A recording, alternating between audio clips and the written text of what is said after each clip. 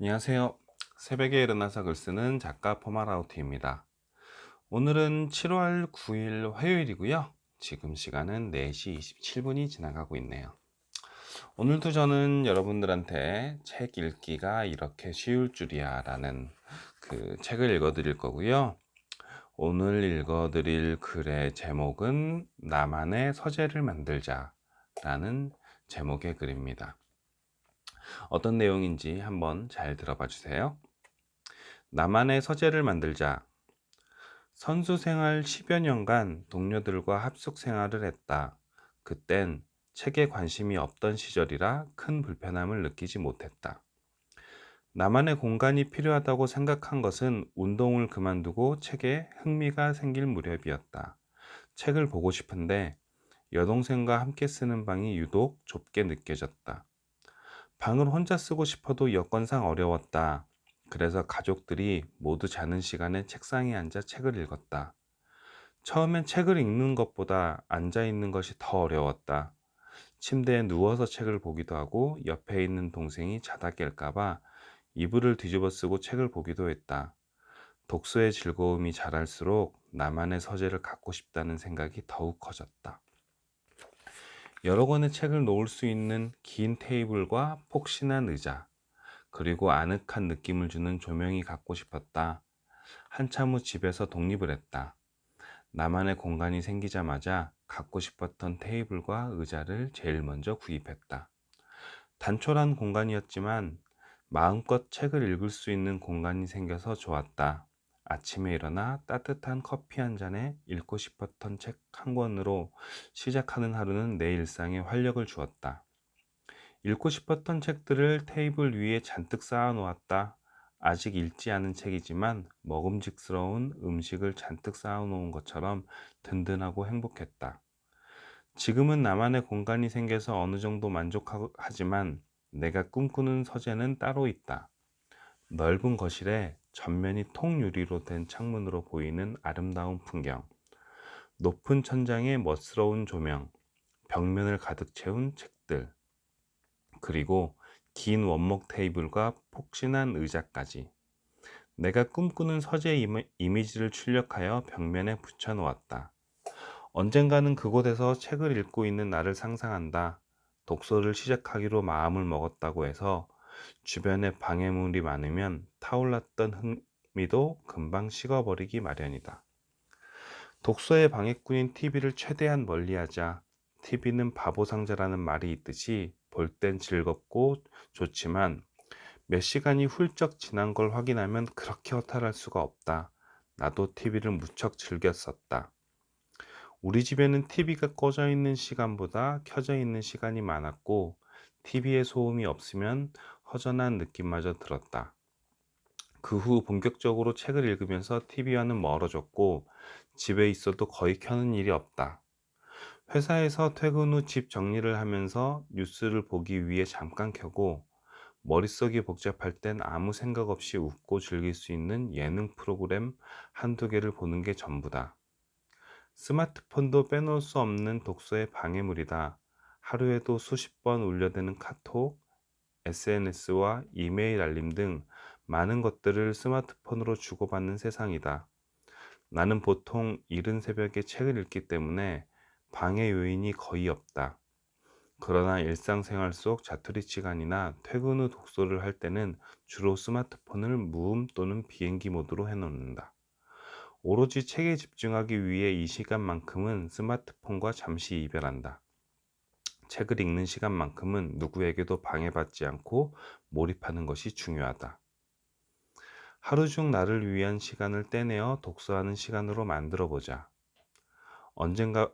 언제부턴가 백화점이나 쇼핑몰에 가는 횟수보다 책을 보러 서점에 가는 횟수가 많아졌다. 옷이나 가방, 신발을 보면 가지고 싶은 생각이 들지 않고 큰 욕심이 없다. 그러나 책은 다르다. 서점에 진열되어 있는 책들을 보면 다 구입하고 싶은 마음이 몽글몽글 올라온다. 먹음직스러운 음식을 보면 빨리 맛을 보고 싶은 것처럼 책들을 보면 빨리 읽고 싶은 마음에 나도 모르게 급해진다. 기운이 없거나 지칠 때도 서점에만 가면 없었던 에너지가 샘솟는다.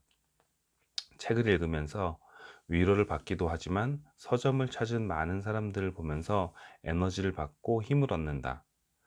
주말에 약속이 없으면 대부분의 시간을 서점에서 보내곤 한다. 특히 대형 서점은 눈치 안 보고 하루 종일 앉아서 신간 도서를 읽을 수 있어서 더할 나위 없이 좋다. 모든 것은 오로지 책에 집중되어 있다는 것도 몰입 독서를 하는 게 최고의 독서 공간이다. 나는 도서관에 자주 간다. 도서관은 무료로 즐길 수 최고의 오락시설이다. 대출 기간이 정해져 있기 때문에 반납일이 다가올수록 빨리 읽어야 한다는 압박감이 들기도 하지만 도서관을 활용해서 독서 계획을 세워보는 것도 좋다. 일주일에 하루를 정해 도서관을 방문해 책을 대출받고 그 기간 책을 읽는 것이다. 도서관은 독서 근육을 형성하기에 좋은 환경이다. 모두가 책을 읽고 독서를 하는 모습을 보면 자극을 받아 더 몰입하게 된다. 나는 도서관에 진열된 책을 보면서 나도 언젠간 내 이름이 들어간 책을 펴내야지라는 꿈을 가지게 되었다. 남편과 1년간 세계 여행하기로 결정하는 과정 중에 우려했던 부분이 바로 여행 중에도 마음껏 책을 읽을 수 있을까라는 것이었다. 한국에 있으면 서점이나 도서관에서 책을 쉽게 구하고 저자 강연회에도 미리 신청만 하면 갈 수 있는데 몇 달을 계획한 장기 여행은 어려운 게 사실이었다. 그러나 이미 여행을 가기로 마음을 먹었고 가능한 범위 내에서 방법을 찾아보기로 했다.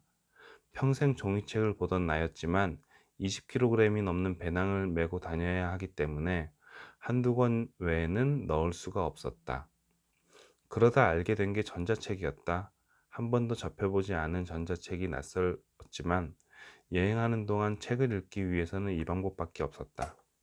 처음에는 어색했지만 읽다 보니 적응이 됐고 무게가 1kg도 안 되는 기기에 수백 권의 책을 넣을 수 있어서 너무 좋았다. 전자책은 미리 다운만 받으면 인터넷이 안 되는 곳에서도 읽을 수 있기 때문에 전 세계 어디든 나의 서재가 되었다. 사막에서 별을 보며 읽기도 하고 고지대의 멋진 풍경을 보면서 책을 읽었다. 한국을 떠나기 전만 해도 책을 읽을 수 없다는 생각에 막막했는데 오히려 여행을 통해 책이 주는 새로운 즐거움을 얻었다. 어떤 일이든지 의지만 있으면 가능하다는 사실을 다시 한번 느낄 수 있었다.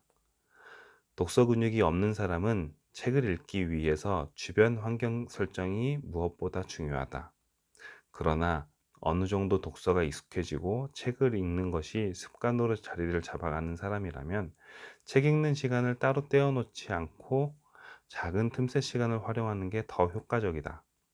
책을 읽는 데는 많은 것들이 필요한 게 아니다. 읽고 싶었던 책 한 권만 있으면 내가 있는 것이 나의 서재이며 도서관이다. 네, 오늘 글은 여기까지입니다. 네. 오늘 글은 책을 많이 읽기 위해서는 환경 설정이 필요하다라는 얘기를 해주고 있어요. 그러니까 제 나름대로 요점을 정리해 보면 그게 보면은 일단은 그 저자의 이제 본인의 이제 경험담을 이제 얘기를 해 주었잖아요. 그러면서 제가 요약을 해 보면 일단은 집에서는 웬만하면 TV를 안 튼다라는 거. 그러니까 TV 자체가 독서와 공부에 엄청난 적이거든요.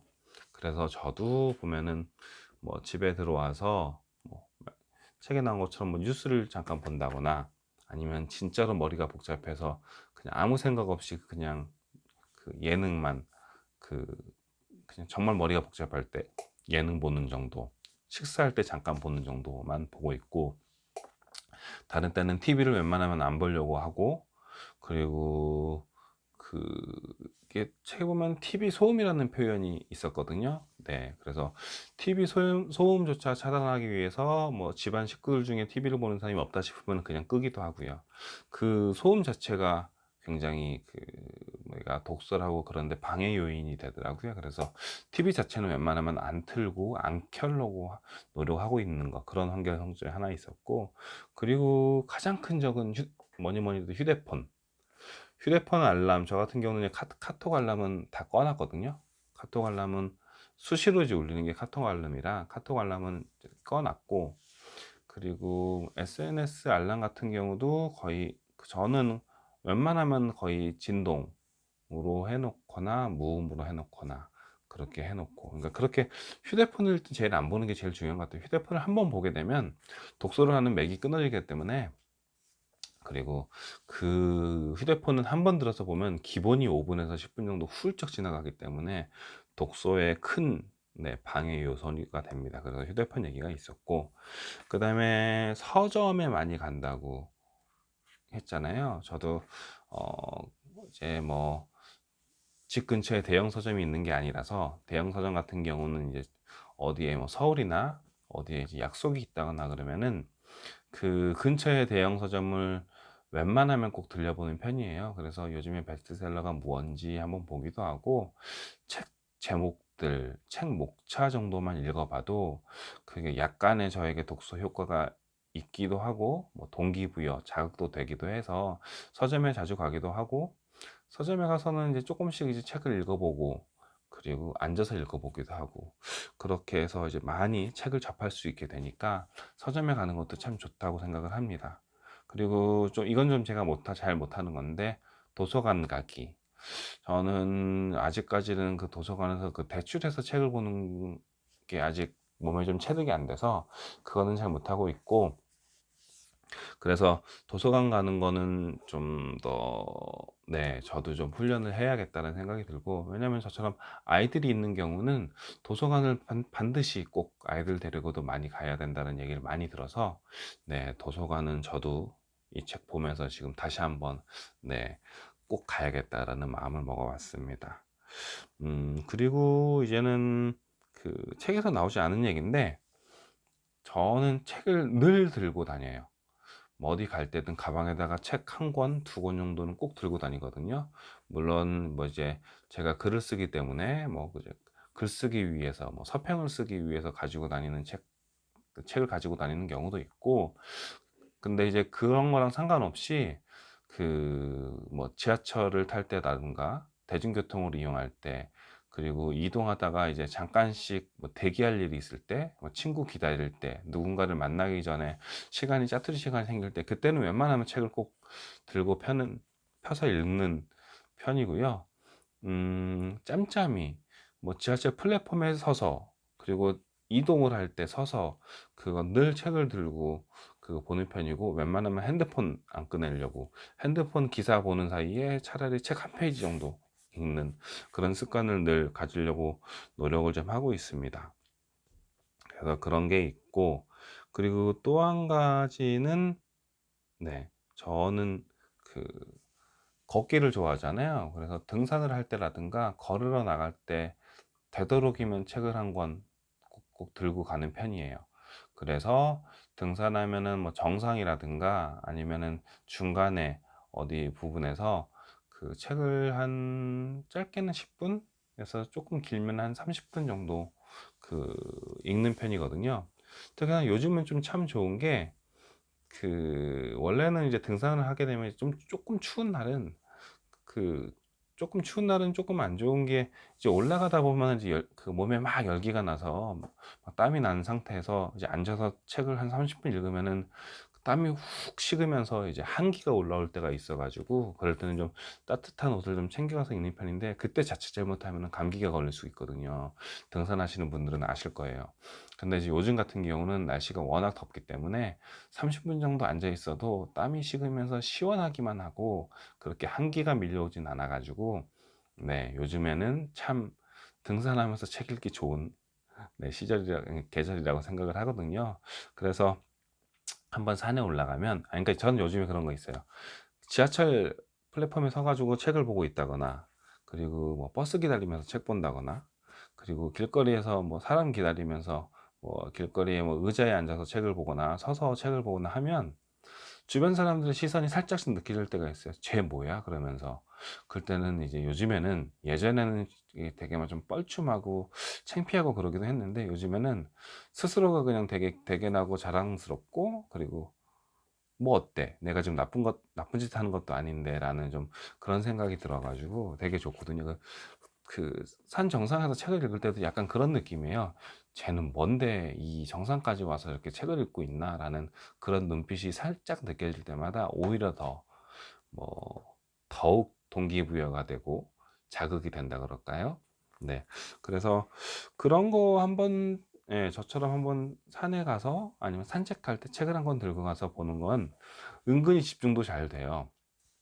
이게 이렇게 가볍게 운동, 산책하면서 하다 보면 이제 머리가 더 회전이 더 잘 되고 생각이 많아지면서 그때 책을 읽으면 더 집중이 잘 되고 본 게 더 기억에 잘 남고, 그리고 그런 거 있죠. 전에 한번 그 영상에서 얘기했나?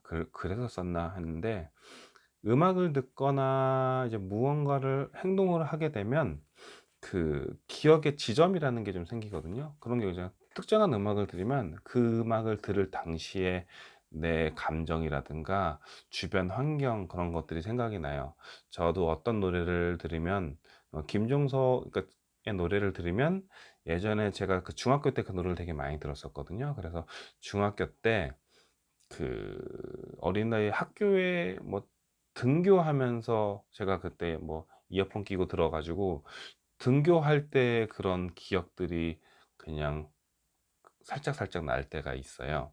그래서 그리고 뭐 윤종신 씨의 노래를 듣게 되면은 그 고등학교 때 뭐 자율학습하던 때의 기억, 그 당시에 그 음악을 되게 많이 들어서 그런 것처럼 이제 기억에 지점이 생기는 것처럼, 그 책을 읽을 때 그 그때의 기억이랑 그런 그 산속에서의 그런 뭐 청량감과 그리고 뭐 맑은 기분, 그런 것들이 어떤 특정 부분 읽을 때 딱 생각나기도 해서 그런 것도 참 색다른 경험이 되기도 하니까, 이렇게 산에 갈 때도 책 한 권 들고 가는 것도, 저도 그 산이나 산책할 때 책 들고 가는 거 되게 추천하고요. 그러면서도 또 하나 이제 그런 게 또 저 스스로만의 되는 거죠. 뭐 사탕이라는 걸 생각하고 레몬이라는 걸 생각을 하면 신맛이 생각나는 것처럼, 저는 이제는 등산 산책하면은 책이라는 게 같이 생각이 나는 거라서 내가 좋아하는 것끼리 이렇게 묶어 보는 것도 되게 좋은 것 같아요. 그런 것도 환경 설정이라고 생각을 하거든요.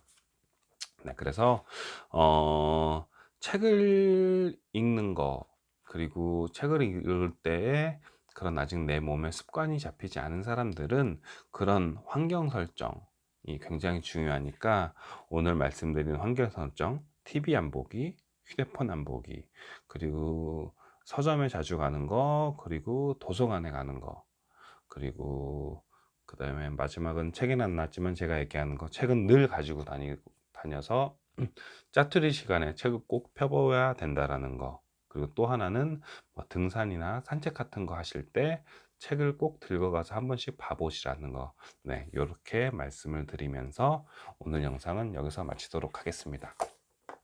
네, 오늘 하루도 행복하고 건강하고 활기차게, 그리고 많이 웃으면서 보내시고요. 저는 여기서 영상을 마치도록 하겠습니다. 사랑합니다. 감사합니다. 내일 볼게요. 안녕.